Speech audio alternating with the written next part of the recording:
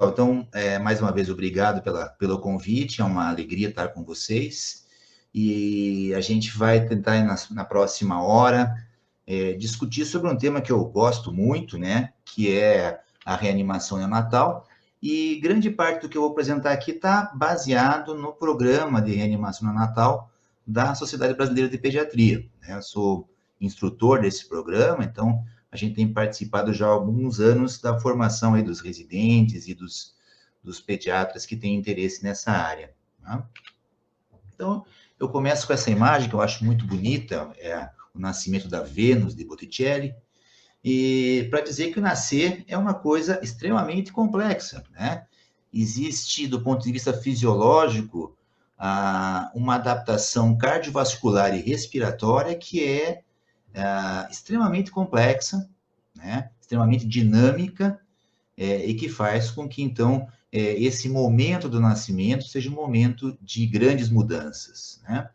A gente sabe que o feto, né, ele tem algumas características exclusivas no seu sistema circulatório, que seria a presença de uma circulação fetoplacentária, quer dizer, então, dois seres compartilhando uma circulação, a existência do canal arterial ligando o tronco da pulmonar com a aorta, e uma estrutura chamada ducto venoso, onde desemboca a veia umbilical. Aqui é um pouco mais fácil para visualizar. Então, a circulação fetoplacentária, a veia umbilical desembocando aqui no ducto venoso, no sistema porto-cava, né? E aqui o canal arterial ligando o tronco da pulmonar com a aorta, além de um forame oval pérvio comunicando os dois átrios. Então, a circulação fetal via canal arterial desvia grande parte do débito do ventrículo direito da pulmonar para a aorta, né? Diminuindo, assim, a circulação, circulação pulmonar. A mesma coisa acontece pelo forame oval, que passa direto do átrio direito para o esquerdo, entrando na circulação sistêmica. Durante esse processo de nascer, a gente vai ter, então, uma transformação bastante importante, porque todas as estruturas, canal arterial, ducto arterioso, circulação fetoplacentária, em geral, deixam de existir. Aí se estabelece, então, aquela circulação que a gente já conhece na criança maior e no adulto, né, com a oxigenação do sangue nos pulmões, retornando para a circulação sistêmica. Do ponto de vista respiratório, então, já foi falado que o fluxo sanguíneo pulmonar é bastante reduzido. Há também uma vasoconstrição das arteríolas pulmonares e, claro, os alvéolos estão preenchidos por líquido. O pulmão intraútero não executa a sua função principal. Então, esse pulmão tem lá uma vasoconstrição e uma diminuição, então, do fluxo sanguíneo pulmonar. Ao nascer, o ar começa a empurrar o líquido pulmonar fetal em direção ao interstício. A presença de oxigênio nos alvéolos faz uma vasodilatação das arteríolas e capilares pulmonares e a mesma presença do oxigênio estimula o fechamento do canal arterial. Né? Então, parece que é fácil, mas não é nada fácil nascer. Né? Algumas pessoas dizem que os dias mais perigosos da nossa vida são o primeiro e o último. E é verdade. Tá? No Brasil, nascem a cada ano cerca de 3 milhões de crianças. Dessas, um pouco mais que 35 ou 36 mil acabam falecendo no primeiro, antes de completar um ano de vida. E dessas que falecem antes de completar um ano de vida, na verdade, mais da metade falece antes de completar 6 dias de vida. Né? Então, esses óbitos perinatais precoces na primeira semana de vida, cerca de 20% deles acontecem pela asfixia ao nascer e suas complicações. Então, se a gente fosse dividir isso, acontece cerca de 10 óbitos de uma criança de termo, saudável, sem nenhuma malformação, simplesmente por complicações relacionadas à asfixia ao nascer.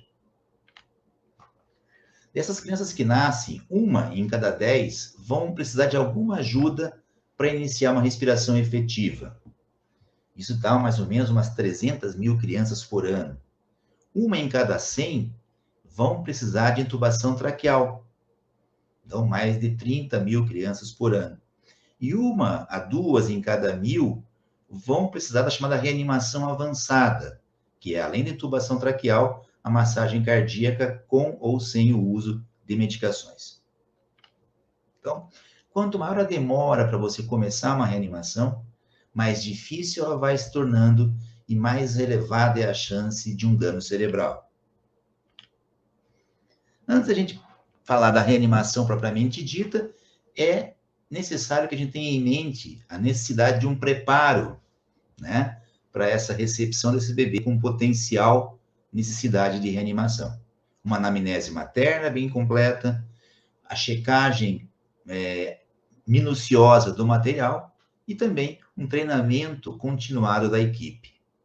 Em relação à anamnese materna, a gente vai focar na detecção, né, de condições que possam elevar o risco de que essa transição cardiovascular e respiratória possa ser de forma inadequada.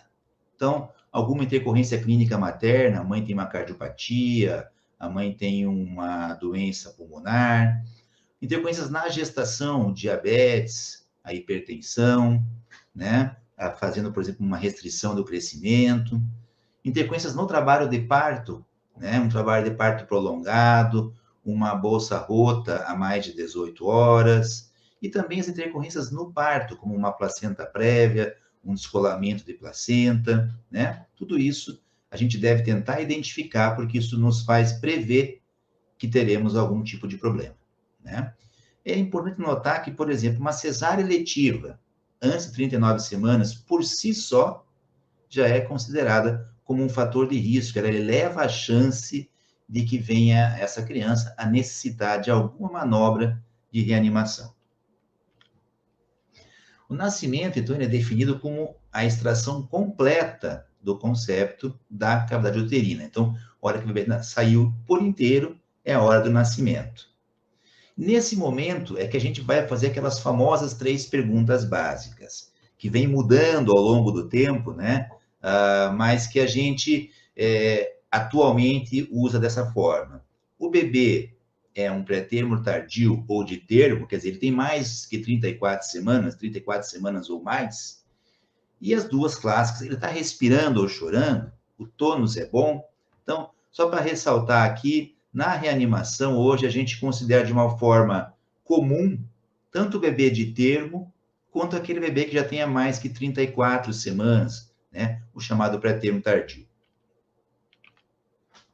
Se a minha resposta é sim para aquelas 3 perguntas, ele tem mais que 34 semanas, está respirando e o tônus é bom, o bebê só precisa de cuidados de rotina, quer dizer, esse bebê não precisa de reanimação. E para esse bebê, a gente vai manter uma temperatura ambiente adequada, entre 23 e 26 graus, mantê-lo em campos aquecidos e indicar já precocemente o contato pele a pele e a amamentação na primeira meia hora de vida. A gente sabe que essa amamentação e esse contato pele a pele, principalmente, fortalecem o vínculo materno e estimulam a manutenção mais prolongada do aleitamento. Além disso, pode também contribuir para uma melhor estabilidade, tanto metabólica quanto fisiológica desse bebê. Né?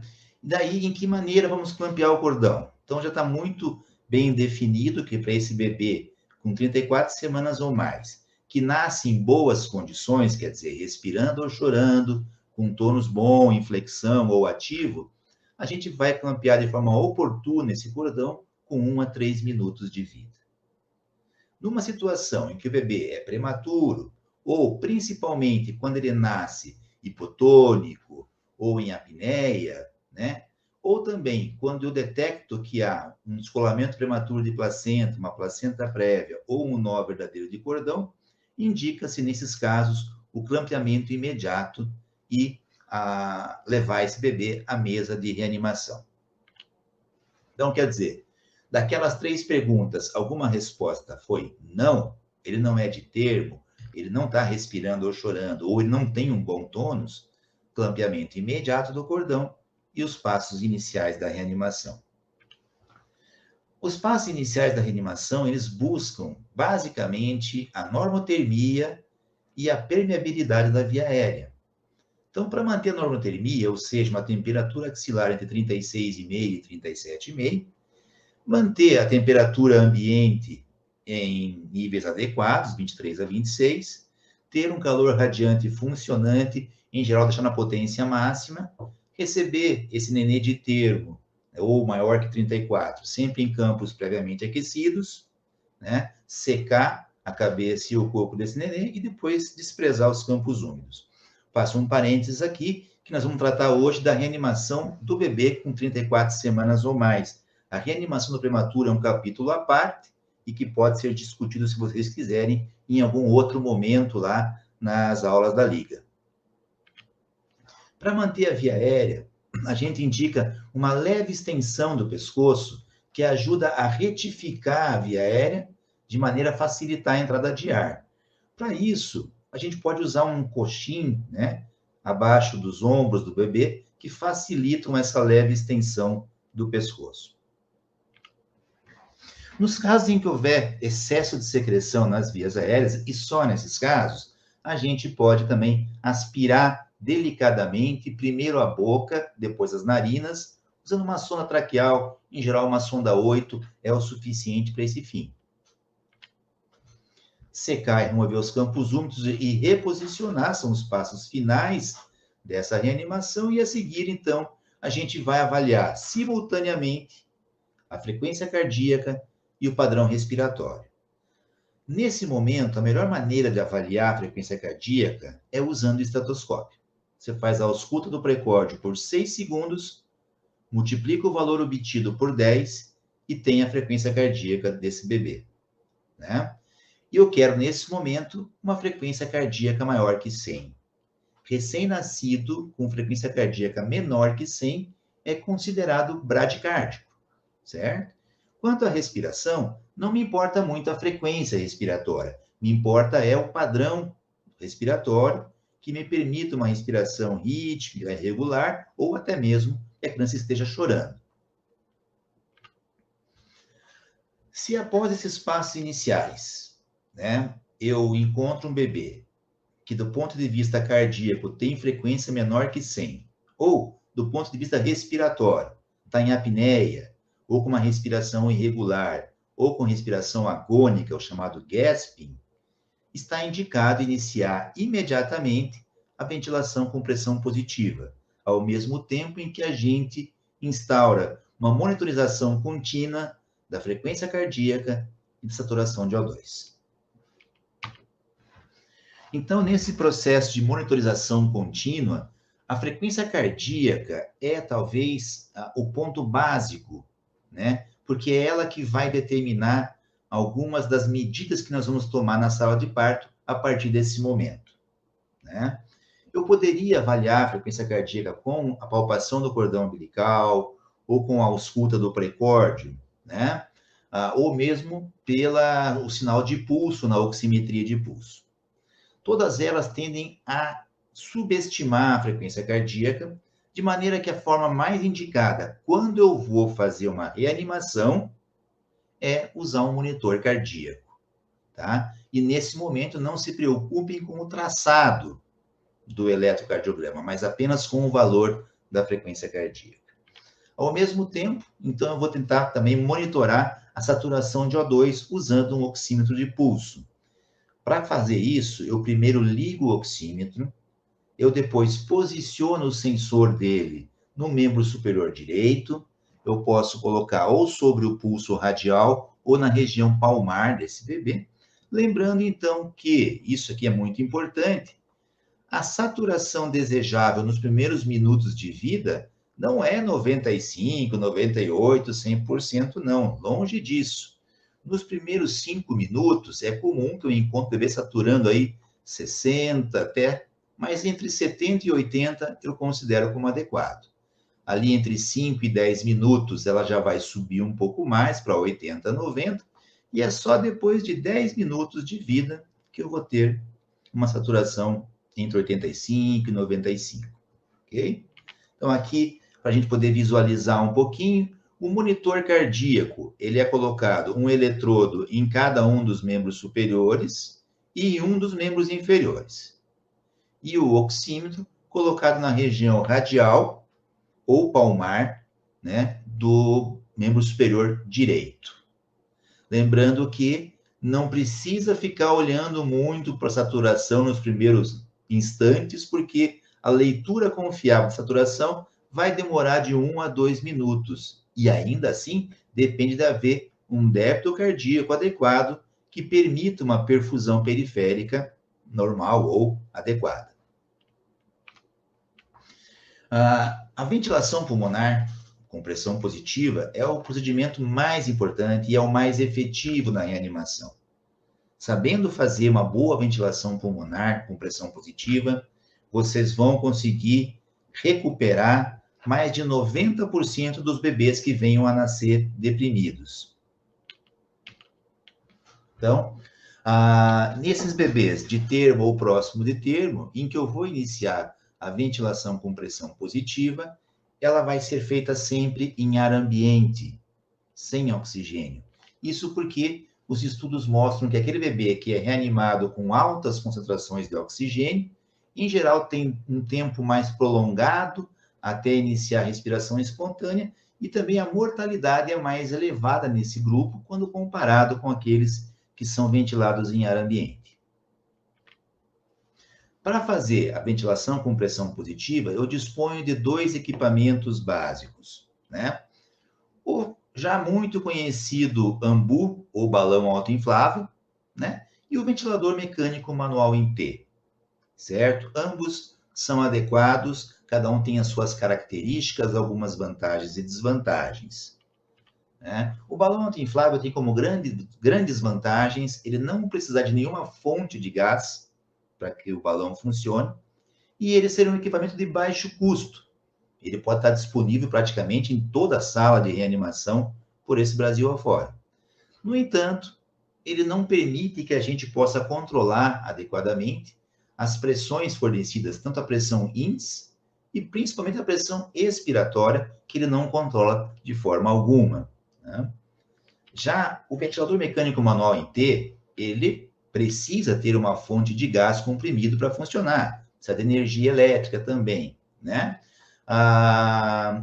Mas as vantagens são que ele pode ajustar e controlar de uma maneira constante tanto a pressão inspiratória quanto a pressão expiratória final positiva, o APEP, né? Além disso, se eu for usar oxigênio, um avanço dessa reanimação, ele também me permite titular a concentração de O2 fornecida. E naqueles pacientes que têm respiração espontânea, mas que permanecem com um esforço respiratório, ele também me permite fazer o chamado CPAP na sala de parto. Talvez mais importante até do que o sistema, o aparelho que eu vou usar para fazer ventilação positiva, talvez seja saber usar bem a máscara facial. Ela deve ser aplicada sempre partindo da ponta do queixo para a base do nariz, né? Envolver as bordas com o polegar e o indicador, formando uma letra C, né? Certo? Ajustando a face com uma leve pressão, enquanto os outros 3 dedos formam lá a letra E, eles ficam estendidos e não devem ficar sobre a região cervical do bebê, ok? Um bom selo entre a face e a máscara é absolutamente fundamental para que a ventilação funcione. Então, saber fazer uma boa ventilação com máscara, seja com um balão autoinflável ou com o ventilador mecânico manual em T, é fundamental e reduz muito a chance de que esse bebê venha a precisar ser entubado.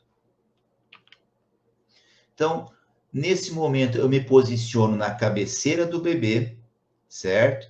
Ele está com o pescoço em leve extensão, ou um coxim, e eu posiciono a máscara aqui, dá para ver claramente o C, né? Com o meu polegar e indicador. Evitar colocar as mãos sobre a região dos olhos e a região cervical aqui desse meu bebê. Com que frequência ventilar? Esse é o clássico, né? Que permita fornecer uma frequência de 40 a 60 minutos em que você mentaliza, não precisa falar, Você só mentaliza o aperta, solta, solta, aperta, solta, solta, aperta, solta, solta, que te permite, a grosso modo, fazer essa frequência entre 40 e 60 movimentos por minuto. A pressão com quem eu vou ventilar, ela é individualizada. Ela depende de eu alcançar uma boa expansão torácica, ver que ele está movimentando adequadamente, né? E, em geral, eu vou iniciar com algo entre 20 e 25 centímetros de água como pressão, né? E raramente eu vou precisar aumentar além disso. Com o ventilador mecânico manual em T, o processo é semelhante, mas ele inclui algumas outras regulagens. Enquanto que no balão autoinflável eu não preciso de uma fonte de ar, aqui eu preciso de uma fonte de ar com um fluxo de 5 a 15 litros por minuto. No ventilador, eu vou limitar o máximo de pressão em 30 a 40 centímetros d'água e vou colocar como pressão inspiratória alvo algo em torno de 20 a 25 centímetros d'água. E vou regular também a PEP pela simples movimentação aqui dessa tampa do tubo manual em T, que me permite regular a PEP entre 4 e 6 centímetros d'água, e novamente uma frequência de 40 a 60 respirações por minuto. Aqui o meu raciocínio mental vai ser oclui, solta, solta, oclui, solta, solta, certo? Sendo que oclui indica a oclusão do orifício que está na região superior desse tubo T, ok? Durante a ventilação com pressão positiva, eu vou observar principalmente como é que está a adaptação da máscara à face do RM, se a minha via aérea está aberta, se o bebê está bem posicionado, e se os pulmões estão expandindo de forma adequada, quer dizer, é quase como se ele estivesse respirando espontaneamente. Aqui a gente sempre faz em ciclos de 30 segundos, então eu faço ventilação com pressão positiva em ar ambiente por 30 segundos e avalio. Se o bebê melhorou, quer dizer, se tem respiração regular e frequência cardíaca acima de 100 e a saturação está adequada, eu suspendo a ventilação com pressão positiva e sigo monitorando esse bebê pelos próximos momentos aí. Se ele não melhora, quer dizer, não atinge o meu objetivo de frequência cardíaca maior que 100, continua bradicárdico, a respiração continua irregular ou a saturação continua baixa, quer dizer, qualquer uma dessas três situações, quer dizer que ele não melhorou.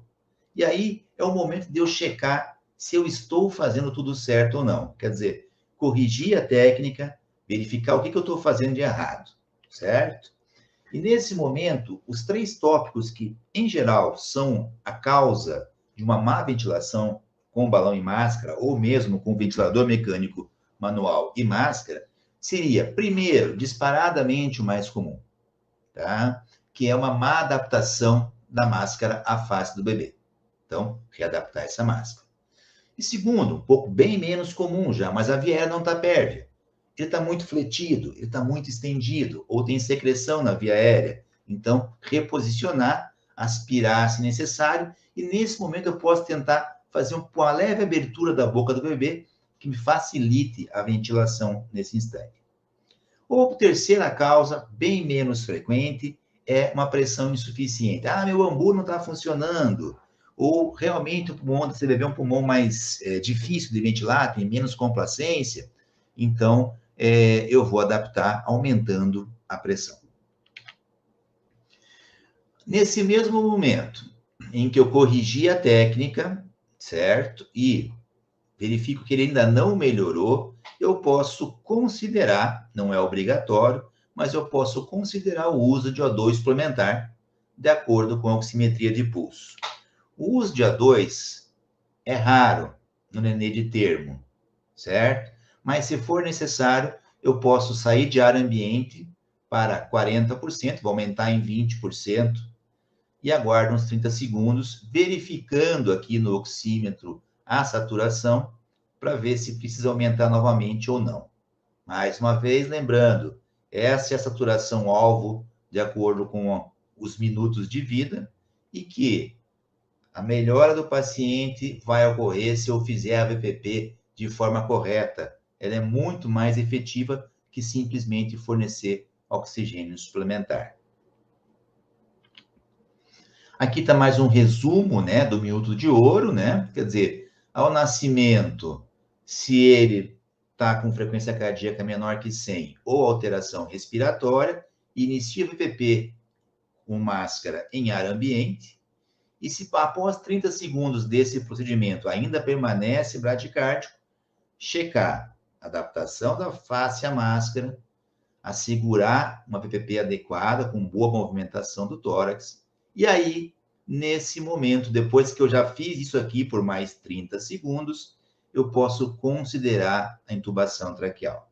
Ou seja, se eu considerar que nos passos iniciais, na fonte de calor radiante, leve extensão da cabeça, etc., eu gasto 30 segundos, um primeiro ciclo de VPP em ar ambiente, eu gasto mais outros 30 segundos. Depois eu checo a técnica, posso colocar o O2 suplementar ou não, mais 30 segundos. Se aí, com 1 minuto e meio, o paciente ainda está bradicárdico, eu posso considerar a intubação. Como assim considerar? Bom, intubar não é a coisa mais fácil que existe, tá? Principalmente intubar recém-nascido e principalmente intubar sob pressão, certo? Então, a indicação da intubação nesse processo de reanimação vai depender muito da tua habilidade. Se você nunca intubou um nenê na vida, esse é o primeiro, você está sozinha atendendo lá nessas ambulâncias das estradas, lá na Litoral Sul, né? Foi dar um plantãozinho lá no final do ano para ganhar um troquinho, e aí me chamam para atender um parto na beira da estrada. Experiência zero. Talvez seja melhor você continuar numa ventilação com pressão positiva da melhor forma que você puder. Isso porque a gente estima que menos da metade das intubações acontecem na primeira tentativa. E aí você acaba gastando um tempo muito importante, um tempo valoroso para a oxigenação desse bebê nessas tentativas frustradas de intubação. Mas é claro que todo mundo quer treinar para isso, e para isso que tem o curso de reanimação, para que você possa ter já uma percepção, uma habilidade inicial nessa intubação. Quem que a gente vai intubar? Aquela criança que fez ventilação com máscara facial que não foi efetiva. Quer dizer, você corrigiu os problemas que poderia haver, você está fazendo certinho, e ele ainda assim permanece com frequência cardíaca menor que 100. Ou você está ventilando esse bebê, a frequência cardíaca melhorou, mas cada vez que você pensa em parar de fazer ventilação com pressão positiva, ele não retoma a respiração espontânea. Então, ventilação prolongada, né? Sempre que eu vou ter uma indicação de massagem cardíaca, deve ser feito preferencialmente com esse bebê intubado, e naquela situação especial em que o bebê tem uma suspeita de hérnia diafragmática. Na hérnia diafragmática, em geral, algumas vísceras, particularmente o intestino delgado, podem estar localizadas no tórax através dessa hérnia do diafragma. E aí, se você ventilar com balão, parte do ar que você coloca nesse balão, com máscara, ela vai para o tubo digestivo, entra pelo esôfago e vai, quer dizer, acaba distendendo ainda mais e complicando ainda mais a situação desse bebê. Tá? Então, essas seriam as 4 indicações básicas para a intubação traqueal na sala de parto. O material está aqui esquematicamente, só lembrando, então, o grande problema aqui seria escolher um bom tamanho de cânula. Então, para os bebês de 1 a 2 quilos, uma cânula 3. Pensando nos bebês de termo aqui, ó, cânula 3,5 para aqueles entre 2 e 3 quilos, e uma cânula 3,5 ou 4 para os bebês maiores que 3 quilos ou maiores que 38 semanas. Tá? O laríngeo é sempre na mão esquerda, tá? Né? Então, sempre na mão esquerda. Para os canhotos é uma dificuldade, porque eles vão ter que usar a mão direita para colocar a cânula, mas são poucos os lugares que tem laringo para canhoto. Estabiliza a cabeça, né? Pescoço em leve extensão. introduz a lâmina do laringoscópio acima da língua em direção a esse espacinho aqui chamado valécula epiglótica. É o final da língua lá, tá? E aí, se tudo estiver certo, vocês vão ter a felicidade de ver essa estrutura. É isso que vocês estão buscando quando vão entubar. Nem sempre é tão bonitinho assim, mas aqui você vê a epiglote, né? Aqui atrás dela, esse espaço aqui é a valécula epiglótica. Lá no fundo, a glote, né? E aqui as pregas vocais. Aqui, ó, aqui embaixo, virtualzinho, está o esôfago. O esôfago, a gente costuma brincar que é um tubo de luz virtual que só se abre em duas situações: para receber comida ou para receber tubo traqueal. É a principal causa de erro na nossa intubação, é a intubação acidental do esôfago. Consegui intubar. Quanto que eu vou colocar essa cânula? De acordo com o AIG, então, aqueles até 34 semanas, eu marco o lábio superior como o meu ponto de entrada e vou introduzir 7,5 centímetros. E quanto maior a criança, ou mais avança na idade gestacional, eu vou introduzir 8, 8,5 ou 9 centímetros. Isso, se eu não reconhecer de imediato a idade gestacional, eu posso usar o peso. Talvez o peso nos forneça uma estimativa um pouco mais prática. Peso mais 6 vai dar para você o quanto você vai introduzir em centímetros partindo do lábio superior. Conseguiu entubar? Parabéns! Agora verifica se você entubou de uma forma correta. Na inspeção, olhando para o bebê, você vai ver que ele vai começar a elevar a caixa torácica, né? Que não vai estufar a barriga, quer dizer, não vai ter distensão abdominal, e você pode perceber a condensação de vapor d'água no interior da câmara. Esse é um sinal bastante interessante que te indica que você fez a coisa certa. Na ausculta, é melhor auscultar mais lateral, certo? Porque não te cria tanto a confusão do som aqui, nessa região mais central, né? Porque se tiver no esôfago, você vai auscultar também, né? E também auscultar aqui no epigastro para ver se não tem entrada de ar no estômago. Para tudo isso, você tem a bagatela de 30 segundos, certo? Então, não conseguiu entubar em 30 segundos, interrompe o procedimento, volta a fazer ventilação com máscara e oxigênio, estabiliza esse bebê e volta a tentar, certo? Intubei, fiz ventilação daí com balão ou com respirador mecânico manual e cânula por 30 segundos. Se ele melhora, você continua ventilando até que ele tenha frequência maior que 100, que esteja respirando espontaneamente com saturação adequada, e após alguns instantes dessa condição, você pode pensar em extubar.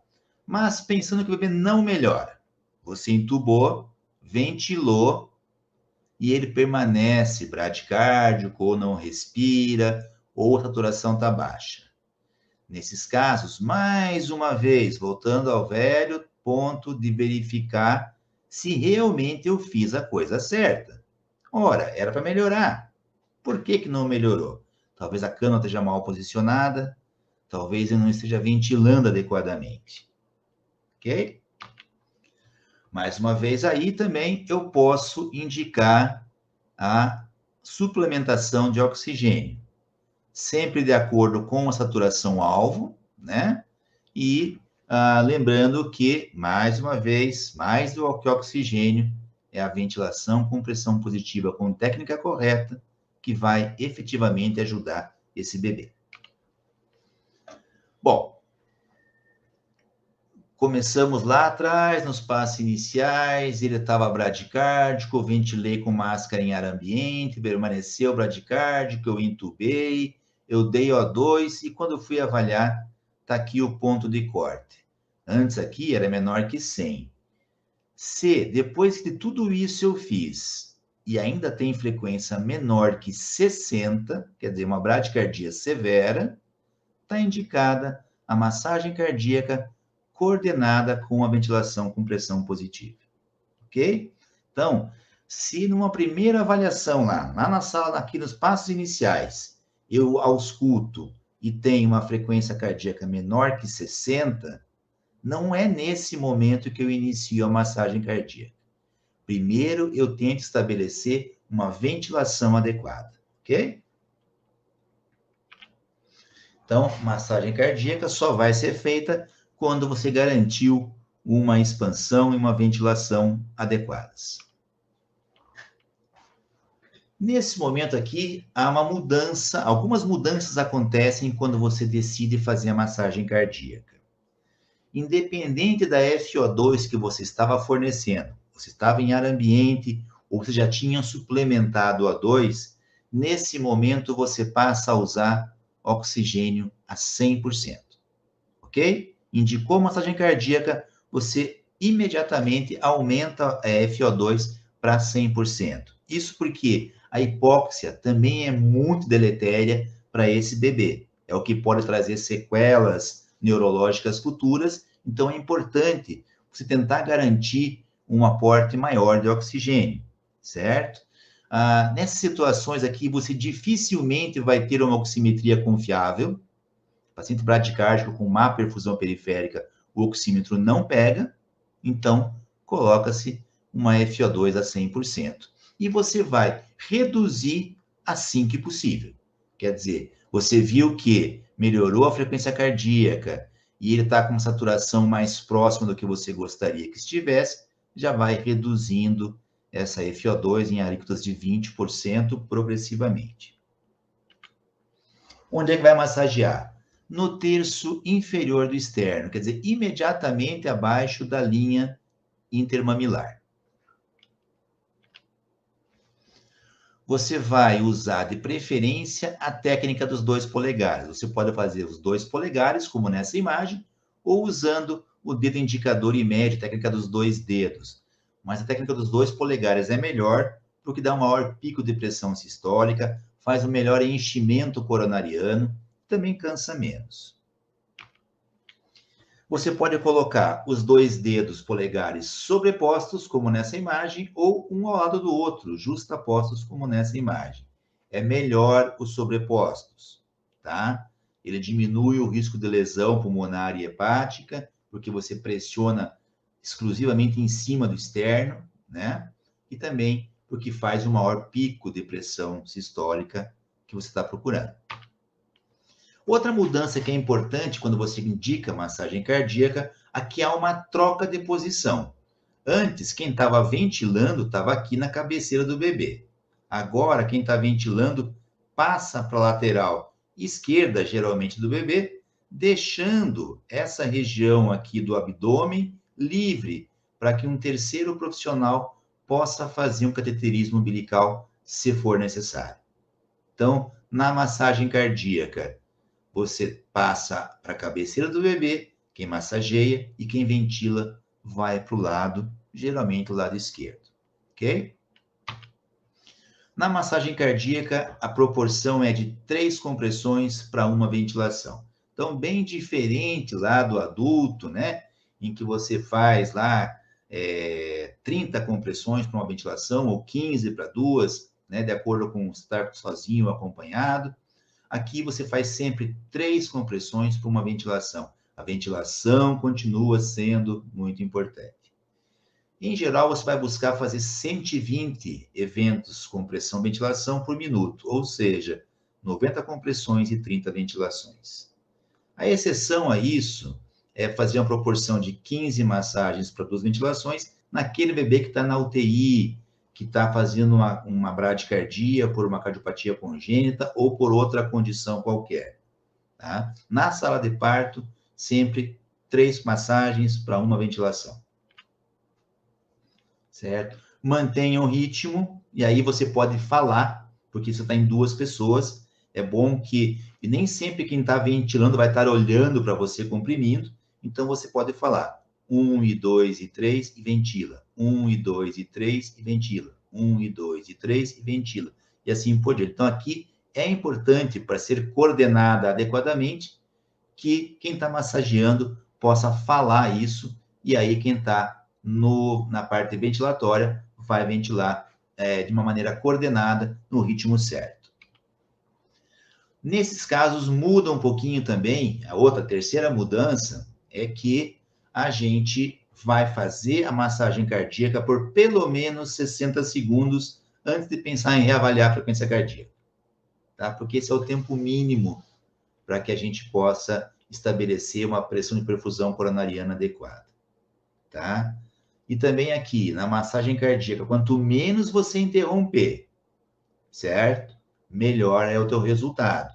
Por quê? Cada vez que você para essa massagem cardíaca, a pressão de perfusão coronariana vai a zero de novo, tá? Bom, se você fez massagem cardíaca, tá com O2 a 100%, tá? Fez por 60 segundos e a frequência cardíaca melhorou, ela está agora superior a 60, você pode parar de massagear, certo? Mas vai continuar ventilando até que ele atinja uma frequência cardíaca maior que 100 e esteja com uma respiração regular, saturando bem. Caso ele não melhore, novamente aqui, permanece bradicárdico severo. Verificar, será que minha cânula está bem posicionada? Será que eu estou dando oxigênio suficiente? Como é que está a minha técnica? Então, checar tudo isso se você vê que não está melhorando, certo? Então, sempre checar se a técnica está correta. Lá do começo até aqui, permanece, após massagem cardíaca bem realizada, tudo bem certinho, permanece bradicárdico. Aí está indicado fazer o cateterismo venoso, geralmente umbilical, e o uso endovenoso de adrenalina, né? Então, eu posso... Não é a razão dessa aula, né? É um procedimento rápido, relativamente simples, que é cateterizar a veia umbilical, com um catéter de 5 ou de 8 frente, bem pouquinho, você não precisa colocar ele central, não é teu objetivo ter um catéter central nesse momento, ele fica baixo mesmo, passou 1 ou 2 centímetros do anel umbilical, você já pode infundir medicação aí, tá? Qual medicação? Adrenalina. Adrenalina é a droga de escolha nesse sentido, tá? Numa concentração de 1 para 10 mil, lembrando que não temos adrenalina 1 para 10 mil, então eu tenho que pegar 1 ml, quer dizer, uma ampola de adrenalina milimesimal, que é 1 para 1000, mais 9 de soro fisiológico, certo? E fazer dessa diluição 0,1 a 0,3 ml por quilo. Endovenoso é a preferência. Caso eu esteja ainda tentando um acesso na veia umbilical, eu posso tentar fazer uma única vez a adrenalina por via traqueal. A sua eficácia é altamente duvidosa, tanto em termos de distribuição como de absorção. A dose seria, então, de 0,5 a 1 ml por quilo, daquela mesma diluição, 1 para 10 mil. Ok? Fiz adrenalina e ele ainda permanece bradicárdico. Checamos tudo de novo e eu posso repetir a adrenalina, 1 para 10 mil, a cada 3 a 5 minutos, e daí sempre eu vou usar na dose máxima. Então, uma segunda, terceira dose de adrenalina sempre são feitas na dose de 0,3 ml por quilo, tá? E também devo considerar a possibilidade de hipovolemia. Por exemplo, a mamãe teve um descolamento prematuro de placenta, essa criança pode ter perdido sangue também, né? Então, vou considerar a hipovolemia e posso lançar mão dos expansores de volume. Na sala de parto, o expansor de volume mais usado é o soro fisiológico. Ele vem num preparo aí de 20 ml, você faz 10 ml por quilo num tempo de infusão de 5 a 10 minutos, tá? Você pode até repetir se necessário. Caso as coisas não estejam melhorando, você está numa reanimação prolongada e você não vê melhora, a criança continua ainda saturando mal ou bradicárdica, é o momento de considerar, já que eu fiz tudo certo até agora, se não tem alguma malformação de via aérea, uma hérnia diafragmática ou mesmo uma cardiopatia congênita do tipo cianótico. Tá? Aqui está um pouquinho borrado aqui, mas dá para a gente ler. Quando interromper a reanimação do bebê de termo na sala de parto? Isso é uma coisa que mudou um pouquinho nessa revisão sistemática de 2020, em relação à de 2016. A gente sabe que não há evidência de qual duração específica da reanimação possa predizer de modo consistente se essa criança vai a óbito ou se vai ter sequelas graves. Quer dizer, eu reanimei por 5 minutos, eu posso garantir que não vai acontecer nada? Não, não posso. Eu reanimei por 25, 30 minutos, eu posso garantir que vai ficar bem ou posso? Não, também não posso, tá? Na verdade, a gente sabe que se não responde em 20 minutos, geralmente está associado a um elevado risco de óbito e a sequelas moderadas ou graves, tá? Então, se após 20 minutos de reanimação avançada, tá? Certo? Reanimação avançada é aquela que conta a partir da intubação e massagem cardíaca. Mais que 20 minutos, seria razoável interromper a reanimação. Certo? Tá? Então, poder discutir com a família sobre isso é o ideal. O ideal nem sempre é aquilo que a gente obtém, né? Muitas vezes a mãe não está em condições de discutir isso agora, o pai também não está, não foi conversado sobre isso antes, né? Então, em geral, na prática, acaba sendo uma decisão da equipe, ok? Então, para finalizar, sempre necessário verificar a vitalidade ao nascer, prevenir perda de calor e manter via aérea pérvia. Menos frequentemente, eu vou precisar ventilar ele com máscara, seja com balão ou com um tubo manual em T, e raramente vai ser necessário o uso de medicações e massagem cardíaca, certo? Lembrando, então, que um nascimento seguro, né, um início de vida saudável são fundamentais para a formação de um capital humano que permita o progresso econômico e social do país, certo?